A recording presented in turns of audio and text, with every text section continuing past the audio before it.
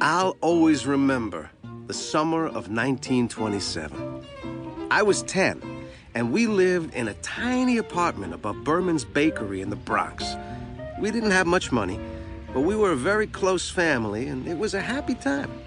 Televisions, computers, and video games hadn't been invented yet. To pass the time, my sister practiced the piano, my brother read adventure books, and I played baseball in the park with my friends. I loved the game, even though I wasn't very good at it and was always the last one picked for the team. I dreaded walking up to the plate because I couldn't hit for beans. I was so afraid of striking out that most days I didn't even swing at the ball. Nick the Noodle made a habit of calling me an easy out, and whenever he did, everyone laughed at me. Sometimes I felt like giving up, but I just loved baseball too much. The New York Yankees were the best team in professional baseball back then, and their treasure was my favorite player of all time, Babe Ruth. He was the greatest slugger who ever lived. People called him the Sultan of Swat, the King of Swing, the Great Bambino, the Babe. The crack of his bat was music to the ears of every Yankees fan. But Babe Ruth hadn't always been a New York Yankee.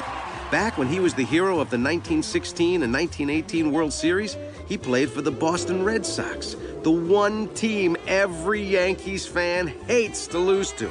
And he hadn't always been a famous slugger either. He was once the greatest pitcher in the American League, but he was moved to the outfield so he could get more turns at bat. Every time the Babe played, he helped the Red Sox thump us. But 1919 was our lucky year.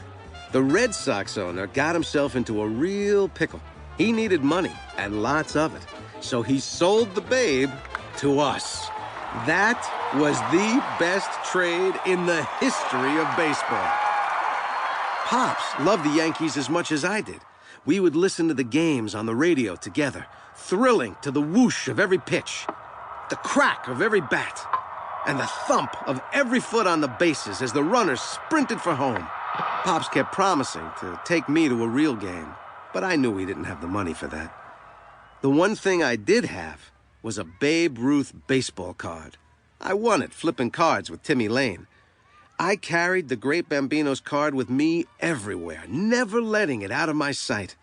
I always dreamt of meeting him, but I knew that would be tougher than finding a four-leaf clover. Heck, the Babe was more famous than Tarzan.